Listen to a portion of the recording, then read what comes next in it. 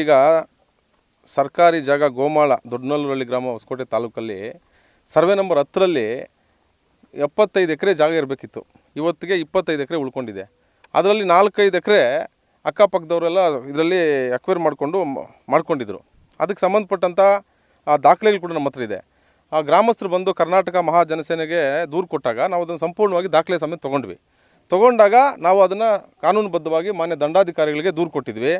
ಆಗಾಗಲೇ ನಾವು 2 ಸರಿ 3 ಸರಿ ಸರ್ವೆ ಮಾಡಿದರು. ಮೊದಲೇ ಕೂಡ ನಾವು ಬರೋಕ್ಕೆ ಮುಂಚೆನೇ ಸರ್ವೆ ಮಾಡಿದರು. ನಾವು ಕೂಡ ಅದನ್ನು ಕಾನೂನುಬದ್ಧವಾಗಿ ಸಂಬಂಧಪಟ್ಟಂಥ ಅಧಿಕಾರಿಗಳನ್ನ ಇಟ್ಕೊಂಡು RI ಇರ್ಬೋದು, VA ಇರ್ಬೋದು, ಸರ್ವೆ ಡಿಪಾರ್ಟ್ಮೆಂಟ್ ಅವರೆಲ್ಲರೂ ಕೂಡ ಸೇರಿಸಿ ನಾವು ಸರ್ವೆ ಮಾಡಿಸಿದ್ವಿ. ಹೌದು, ಈ ಗೋಮಾಳ ಸ್ವಲ್ಪ ಕಾಲುವೆಗಳೆಲ್ಲ ಒತ್ತುವರಿ ಆಗಿರೋದು ನಿಜ ಅಂತ ನಮಗೆ ಮಾಹಿತಿ ಕೊಟ್ಟಿದ್ದರು. ಅದನ್ನು ಜಾರಿ ಮಾಡಲಿಕ್ಕೆ ಲೇಟಾಗಿತ್ತು. ಕೆಲವು ಗೊಂದಲಗಳಿದ್ದ, ಕೆಲವು ಈ ಅಧಿಕಾರಿಗಳು ಬ್ಯುಸಿ ಇರೋದ್ರಿಂದ ಸ್ವಲ್ಪ ಲೇಟಾಗಿತ್ತು. ಅದನ್ನು ಸಂಪೂರ್ಣವಾಗಿ ಇವತ್ತು ಏನು 4 ಎಕರೆಗಿಂತ ಹೆಚ್ಚುವರಿ ಅಕ್ಕಪಕ್ಕದ ಜಮೀನಿನವರು ಮತ್ತು ಬಡಾವಣೆಯವರು ಎಲ್ಲ ಕೆಲವೊಂದು ಜಾಗದಲ್ಲಿ ಒತ್ತುವರಿ ಆಗಿದೆ ಅಂತೇಳಿ ಅವ್ರು ಸ್ಪಷ್ಟಪಡಿಸಿದ್ರು. ಅದನ್ನು ತೆರವುಗೊಳಿಸೋದಕ್ಕೆ ಇವತ್ತು 28ನೇ ತಾರೀಕು ಆದೇಶ ಮಾಡಿದರು. ಸಂಬಂಧಪಟ್ಟಂಥ ಇಲಾಖೆಯವರು RI ಇರ್ಬೋದು, VA ಇರ್ಬೋದು, ಸರ್ವೆ ಡಿಪಾರ್ಟ್ಮೆಂಟ್ ಅವ್ರು ಇರ್ಬೋದು, ಆಮೇಲೆ ಪಂಚಾಯಿತಿ PDO ಇರ್ಬೋದು, ಅವರೆಲ್ಲ ಬಂದು ಇವತ್ತು ಮಾಜರಿಗೆ ಸಂಬಂಧ ಮಾಡಿದ್ದಾರೆ. ಈಗ ಆಲ್ರೆಡಿ ತೆರವು ಕಾರ್ಯ ನಡೀತಾ ಇದೆ. 3 JCBಗಳು ಕೆಲಸ ಮಾಡ್ತಾ ಇದ್ದಾರೆ. ಗ್ರಾಮಸ್ಥರು ಎಲ್ಲರೂ ಕೂಡ ಇದ್ದಾರೆ. ಇದರಲ್ಲಿ ಪ್ರಮುಖವಾಗಿ ನಾವೆಲ್ಲ ಕೂಡ ಏನು ಕಾನೂನುಬದ್ಧವಾಗಿ ಏನು ಕೆಲಸ ಮಾಡೋಕ್ಕೆ ಸಾಧ್ಯನೋ ಅದನ್ನು ನಾವು ಮಾಡಿದ್ದೀವಿ.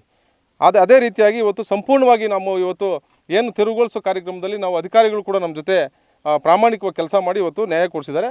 ನಮ್ಮ ಕರ್ನಾಟಕ ಮಹಾಜನಸೇನೆ ಇಷ್ಟು ದಿವಸ ಹೋರಾಟ ಮಾಡಿದ್ದೀವಿ. ಇವತ್ತು ನಮಗೆ ಒಂದು 4 ಎಕರೆ ಜಾಗ ಯಾರು ಒತ್ತುವರಿ ಮಾಡಿದ್ರು ಅನ್ನೋದಕ್ಕಿಂತ ಹೆಚ್ಚಾಗಿ ಸರ್ಕಾರಿ ಬೊಕ್ಕಸಕ್ಕೆ ನಾವು 4 ಎಕರೆ ಉಳಿಸಿದ್ದೀವಿ ಅನ್ನೋ ತೃಪ್ತಿ ನಮಗಿದೆ. ಹಾಗಾಗಿ ಮುಂದಿನ ದಿನಗಳಲ್ಲಿ ಇದು ಯಾವುದೇ ಬಿಲ್ಡರ್ಸು ಮಾಡಬಾರ್ದು, ಯಾವುದೇ ಅಕ್ಕಪಕ್ಕದ ಜಾಗದವರು ಕೂಡ ಮಾಡಬಾರ್ದು. ಸರ್ಕಾರಿ ಜಾಗ ಸರ್ಕಾರಕ್ಕೆ ಉಳಿಸ್ಕೊಳ್ಳಿ. ಮುಂದಿನ ಜನ್ರೇಷನ್ಗೆ ಯಾವುದೊಂದು ಮನೆಗೋ, ಆಶ್ರಯ ಯೋಜನೆಗೋ ಯಾವುದಕ್ಕೋ ಒಂದಕ್ಕೆ ಬಳಸ್ಕೊಳ್ಳೋದಕ್ಕೆ ಆಗುತ್ತೆ. ಸರ್ಕಾರಿ ಜಾಗ ಒಂದು ಖಜಾನೆ ಇದ್ದಂಗೆ ಕೂಡಿಟ್ಟಿಟ್ಕೊಂಡ್ರೆ ನಾಳಿನ ದಿವಸ ಬಡವ ಬಗ್ಗರಿಗೆ ಕೊಡುವಂಥ ಕೆಲಸ ಮಾಡ್ಬೋದು. ಈಗಾಗಲೇ ನಾನು ಎಲ್ಲ ಅಧಿಕಾರಿಗಳಿಗೂ ಮನವಿ ಮಾಡೋದು ಒಂದೇ, ತಾವು ಏನು ಕೆಲಸ ಮಾಡ್ತೀರಿ ಅದರಲ್ಲಿ ಕಾನೂನು ಅಡಿಯಲ್ಲಿ ಅಲ್ಲದೆ ಸ್ವಲ್ಪ ಪ್ರಾಮಾಣಿಕವಾಗಿ ಕೆಲಸ ಮಾಡೋದಿರ್ತದೆ. ಅದರಲ್ಲಿ ಈ ಸಂಬಂಧಪಟ್ಟ ಅಧಿಕಾರಿಗಳು ಈ ನನ್ನ ಒಂದು ದೂರನ್ನು ಸ್ವೀಕರಿಸಿ ಪ್ರಾಮಾಣಿಕವಾಗಿ ಪರಿಗಣಿಸಿ ನಮಗೆ ನ್ಯಾಯ ದೊರಕಿಸ್ಕೊಟ್ಟಿದ್ದಾರೆ. ಅವ್ರಿಗೆ ನಮ್ಮ ಸಂಘಟನೆ ಕಡೆಯಿಂದ ಹಾಗೂ ಈ ಗ್ರಾಮಸ್ಥರ ಕಡೆಯಿಂದ ತುಂಬ ಧನ್ಯವಾದಗಳನ್ನ ಹೇಳ್ತೀವಿ. ಅದೇ ರೀತಿಯಾಗಿ ನಾವು ಯಾವುದೇ ಒಂದು ಬಡಾವಣೆ ವಿರುದ್ಧ ಅಲ್ಲ, ಯಾವುದೇ ಅಕ್ಕಪಕ್ಕ ರೈತರ ವಿರುದ್ಧ ಅಲ್ಲ, ನಾವು ನ್ಯಾಯದ ಪರವಾಗಿ ಕೆಲಸ ಮಾಡಿದ್ದೀವಿ. ಅವರು ಕೂಡ ಎಲ್ಲೆಲ್ಲಿ ನಾವು ಪಾಯಿಂಟ್ ತೋರಿಸಿದ್ದೀರಿ, ಸಂಬಂಧಪಟ್ಟ ಅಧಿಕಾರಿಗಳು ತೋರಿಸಿದ್ದಾರೆ, ಅದಕ್ಕೆ ಬಡಾವಣೆಯವರು ಕೂಡ ಸಂಪೂರ್ಣವಾಗಿ ಬೆಂಬಲ ಕೊಟ್ಟು ಅವರೇ ನಿಂತು ಈ ಒಂದು ತೆರವು ಕಾರ್ಯದಲ್ಲಿ ಭಾಗಿಯಾಗಿದ್ದಾರೆ. ಅವರು ಕೂಡ ಮನಸ್ಫೂರ್ತಿಯಾಗಿ ಇಲ್ಲಿ ಏನೇ ಇದ್ರೂ ಕೂಡ ನಾವು ಯಾವುದು ತೊಗೊಂಡಿಲ್ಲ. ಅಕಸ್ಮಾತ್ ನಾವೇನಾದರೂ ತೊಗೊಂಡಿರೋದು ನಿಮ್ಮ ಗಮನಕ್ಕೆ ಬಂದರೆ ನೀವು ಅದನ್ನು ನಾವು ಬಿಟ್ಕೊಡೋಕ್ಕೆ ಸಿದ್ಧ ಇದ್ದೀವಿ. ನೀವು ಏನೇ ಕಾನೂನು ಕ್ರಮ ತೊಗೊಂಡ್ರು ಕೂಡ ನಾವು ಅದಕ್ಕೆ ಭದ್ರಾಗಿದ್ದೀವಿ ಅಂತ ಅವರು ಕೂಡ ಮಾಹಿತಿ ಕೊಟ್ಟಿದ್ದಾರೆ. ಈಗ ನೋಡಿ, ಈಗ ನಾನು ಈಗಾಗಲೇ 12 ಪಾಯಿಂಟ್ಸನ್ನು ನಾವು ತೋರಿಸಿದ್ವಿ. 12ರಲ್ಲಿ ಸುಮಾರು 6 ಪಾಯಿಂಟ್ಸು ಅದು ಯೂಸ್ ಮಾಡಿಲ್ಲ, ಅವರು ಹಂಗೆ ಇದ್ದಾವೆ. ಅದನ್ನು ಗ್ರಾಮಸ್ಥರು ಅದನ್ನು ಗುರುತಿಸಿ ಅದನ್ನು ಚೆಕ್ಬಂದಿ ಮಾಡೋ ಮುಖಾಂತರ ಅದನ್ನು ಗ್ರಾಮಸ್ಥರು ತೊಗೊಳ್ತಾರೆ. ಇದನ್ನು 6 ಪಾಯಿಂಟ್ಸ್ ಏನಿದೆ ಅದು ಕೆಲವು ಈ ರಾಜಕಾಲುವೆಗಳು, ಕೆಲವು ಗೋಮಾಳ ಜಾಗಗಳನ್ನ ಪಾರ್ಕ್ಗಳು ಮಾಡಿದ್ರು. ಅವರು ಕೂಡ ಸೈಟ್ಗೆ ಯಾವುದಕ್ಕೂ ಬಳಸ್ಕೊಂಡಿರಲಿಲ್ಲ. ಅದನ್ನು ಈಗ ಅವರು ಬಿಟ್ಕೊಡೋಕ್ಕೆ ಸಿದ್ಧ ಇದ್ದಾರೆ.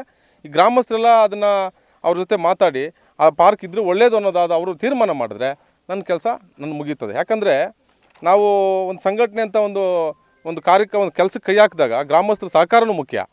ಇವತ್ತು ಕಾನೂನು ರೀತಿ ಇವತ್ತು ನಾನು ಏನು ಆರೋಪ ಮಾಡಿದ್ದೆ ಅದನ್ನು ನಾನು ಇವತ್ತು ಅಧಿಕಾರಿಗಳ ಮುಖಾಂತರ ಕಾನೂನುಬದ್ಧವಾಗಿ ನಾನು ಆದೇಶ ಹೊರಡಿಸಿದ್ದೀನಿ. ಇನ್ನು ಉಳಿದಿದ್ದೇನಿದ್ರು ಸಂಬಂಧಪಟ್ಟ ಗ್ರಾಮಸ್ಥರಿಗೆ ಅವರು ಪ್ರತಿಯೊಂದು ಒಗ್ಗಟ್ಟಾಗಿ ಅದನ್ನು ಉಳಿಸ್ಕೊಂಡು ನೆಕ್ಸ್ಟ್ ಯಾವ ರೀತಿ ಬಳಸ್ಕೋಬೇಕು ಅನ್ನೋದನ್ನು ಆ ಗ್ರಾಮಸ್ಥರು ಡಿಸೈಡ್ ಮಾಡಬೇಕಾಗ್ತದೆ.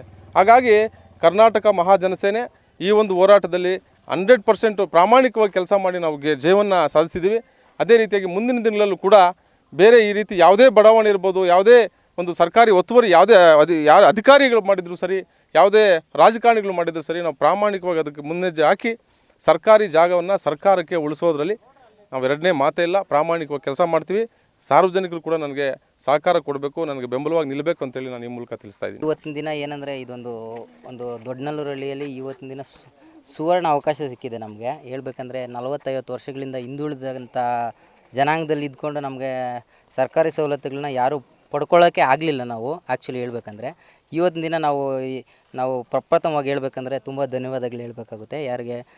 ಮಹಾಜನಸೇನೆ ಮಂಜುನಾಥಣ್ಣವ್ರಿಗೆ ನಾವು ನಮ್ಮ ಗ್ರಾಮಸ್ಥರು ಯಾವಾಗಲೂ ಅವ್ರಿಗೆ ಋಣಿಯಾಗಿರ್ತೀವಿ. ಯಾಕಂದರೆ ಅವ್ರ ಸೇವೆಯಿಂದನೇ ನಾವು ಇವತ್ತು ಇದೊಂದು ಜಯ ನಮ್ಗೆ ಸಿಕ್ಕಿದೆ.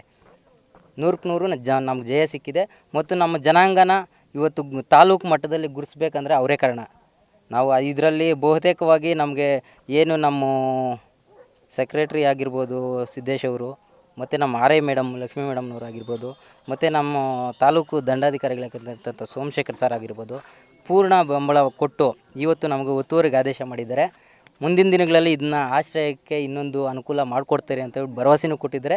ಆದರೂ ಸಹ ನಾವು ಇವಾಗ ಕೇಳ್ಕೊಳ್ಳೋದೇನೆಂದರೆ, ಮುಂದಿನ ದಿನಗಳಲ್ಲಿ ಈಗ ಏನು ಉಳಿಕೆ ಆಗಿದೆ ಈ ಜಾಗವನ್ನು ಬಡಬಗ್ಗರಿಗೆ, ದೊಡ್ಡನಲ್ಲೂರಳ್ಳಿ ಗ್ರಾಮದಾಗಿರ್ತಕ್ಕಂಥ ಜಾಸ್ತಿ ಜನ ಬಡ ಕುಟುಂಬಗಳಿದೆ, ಅವ್ರಿಗೂ ಒಂದು ಆಶ್ರಯ ಯೋಜನೆ ಮಾಡಿಕೊಟ್ಟು ಅನುಕೂಲ ಮಾಡಿಕೊಡ್ಲಿ ಅಂತ ಹೇಳ್ಬಿಟ್ಟು ನಾನು ಸಾಹೇಬ್ರಿಗೆ ಒಂದು ಮನವಿ ಮಾಡ್ಕೊಳ್ತಾ ಇದ್ದೀನಿ. ಹೃತ್ಪೂರ್ವಕವಾಗಿ ಅವ್ರಿಗೆ ನಮ್ಮ ದೊಡ್ಡನಲ್ಲೂರಳ್ಳಿ ಗ್ರಾಮದ ಪರವಾಗಿ ಮತ್ತು ಮಹಾಜನ ಸೇನೆ ಮಂಜುನಾಥ ಅಣ್ಣವ್ರ ಪರವಾಗಿ ಮತ್ತು ಸಂಘಟನೆ ಪರವಾಗಿ ಸೋಮಶೇಖರ್ ಸರ್ ಅವ್ರಿಗೆ ನಾವು ಋಣಿಯಾಗಿರ್ತೀವಿ ಅಂತ ಹೇಳ್ಬಿಟ್ಟು ನಾನು ಇವತ್ತು ನಮ್ಮ ತಾಲೂಕು ತಹಸೀಲ್ದಾರ್ ಅವರಿಗೆ ಒಂದು ಮನವಿ ಮಾಡ್ತಾಯಿದ್ದೀನಿ.